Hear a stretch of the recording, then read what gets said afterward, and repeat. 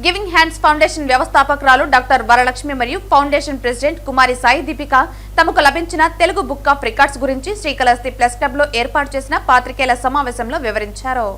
తిరుపతి జిల్లాలోని శ్రీకాళహస్తికి చెందిన ఈ ఇద్దరు వరలి చిత్రకళ ద్వారా సంపూర్ణ రామాయణాన్ని వినూత్నంగా చిత్రీకరించినందుకు గాను తెలుగు బుక్ ఆఫ్ రికార్డ్స్ సాధించినట్లు తెలిపారు. ట్రైబల్ ఆర్ట్స్ శైలిలో వార్లే చిత్రలేఖనాన్ని చేతివేలతో ఆవిష్కరించి తెలుగు అక్షరమాల ఆధారంగా సంపూర్ణ రామాయణాన్ని సృజనాత్మకంగా తీర్చిదిద్దినందుకు ఈ గుర్తింపు లభించిందన్నారు. ఫిబ్రవరి 7, 2026న హైదరాబాద్లోని త్యాగరాయ గానసభలో నిర్వహించిన కార్యక్రమంలో ముఖ్య అతిథుల చేతుల మీదుగా పురస్కారాన్ని అందుకున్నట్లు వెల్లడించారు. ఈ సందర్భంగా డాక్టర్ వరలక్ష్మి మాట్లాడుతూ 10వ మరియు 9వ తరగతి విద్యార్థులకు వారి పాఠ్యాంశాల్లోని సంపూర్ణ రామాయణాన్ని కేవలం 20 నిమిషాల్లో పునశ్చరణ చేసుకునే విధంగా వార్లే చిత్రకళ రూపంలో రూపొందించామని తెలిపారు. చిత్రలేఖనంతో పాటు పురాణ ఇతిహాసాలపై అవగాహన కల్పిస్తూ విలువలతో కూడిన విద్యను అందించడం తమ లక్ష్యమని పేర్కొన్నారు. ఫౌండేషన్ ప్రెసిడెంట్ సాయి దీపిక మాట్లాడుతూ వార్లే చిత్రలేఖనంపై విద్యార్థుల్లో ఆసక్తి పెంపొందించడంతో పాటు రామాయణంలోని నీతి సందేశాలను సులభంగా అర్థమయ్యే విధంగా అవగాహన సదస్సులు నిర్వహిస్తున్నామని తెలిపారు. రాష్ట్ర వ్యాప్తంగా 100 పాఠశాలలో ఈ కార్యక్రమాన్ని అమలు చేయడానికి ప్రణాళిక సిద్ధం చేస్తున్నట్లు తెలిపారు. విద్యతో పాటు సంస్కృతి సాంప్రదాయాల పరిరక్షణ దిశగా గివింగ్ హ్యాండ్స్ ఫౌండేషన్ చేపడుతున్న ఈ వినూత్న కార్యక్రమానికి స్థానికంగా అభినందనలు వ్యక్తమవుతున్నాయి. వర్లీ ఆర్ట్ అనే ఒక ట్రైబల్ ఆర్ట్ దాన్ని తీసుకుని చిత్రలేఖనం మన రామాయణాన్ని తెలుగు అక్షరమాలతో సంపూర్ణ రామాయణాన్ని వర్లీ ఆర్ట్ అనే ఒక చిత్రలేఖనం ద్వారా నేను పూర్తి చేయడం జరిగింది. ఇంతవరకు ఎవరు చేయలేదు. వినూత్నంగా సృజనాత్మకంగా నేను చేసినందుకు గాను తెలుగు బుక్ ఆఫ్ రికార్డ్స్ వాళ్ళు హైదరాబాద్లో త్యాగరాయ గానసభ ఆడిటోరియంలో నాకు మొన్న 7వ తేదీన తెలుగు బుక్ ఆఫ్ రికార్డ్స్ నాకు ప్రదానం చేయడం జరిగింది.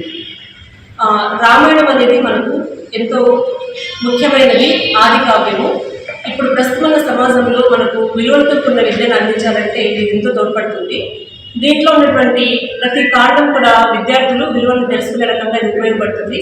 అయితే మేము వర్లీ ఆర్ట్ అనేది సెలెక్ట్ చేసుకోవడానికి కారణం ఏంటంటే వర్లీ ఆర్ట్ అనేది చాలా సులువైనటువంటి ఒక చిత్రలేఖనం. దీంట్లో కేవలం త్రిభుజాలు మరియు సర్కిల్స్ అంటే రౌండ్స్ మాత్రమే తెలిసినట్లయితే విద్యార్థులు వాళ్ళు అవలీలగా గీస్తారు.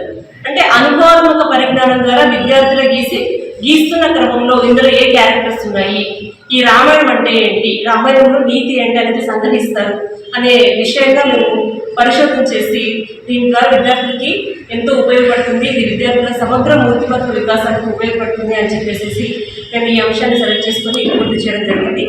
దానికి తెలుగు బుక్ ఆఫ్ రికార్డ్స్ వారు మాకు తెలుగు బుక్ ఆఫ్ రికార్డ్స్ని 7వ తేదీ ఫిబ్రవరి 7వ తేదీన నాకు అందజేయడం జరిగింది. దానికి నేను సంతోషిస్తూ పత్రిక ముఖంగా తెలియజేయాలని ఈ ప్రెస్ మీట్కి అటెండ్ అవ్వడం జరిగింది. ఆ నుంచి ఆహా వరకు ప్రతి ఒక్క అక్షరంతో స్టార్ట్ అయ్యే సెంటెన్స్ తో డ్రా చేశారు. దాన్ని చూస్తూనే నాకు ఇంట్రెస్ట్ వచ్చింది. తన వల్ల నేను ఈ ఆర్ట్ నేర్చుకోగలిగాను. అండ్ ఈవెన్ ఆర్ట్ సరిగ్గా రాని పిల్లలు, అంటే సరిగ్గా డ్రాయింగ్ వేయని పిల్లలు కూడా ఓన్లీ సర్కిల్స్ అండ్ ట్రయాంగిల్స్ తో సింపుల్ గా ఆర్ట్ వేసే విధానం కావడం వల్ల నాకు కూడా నేర్చుకోవడం ఈజీ అయ్యింది.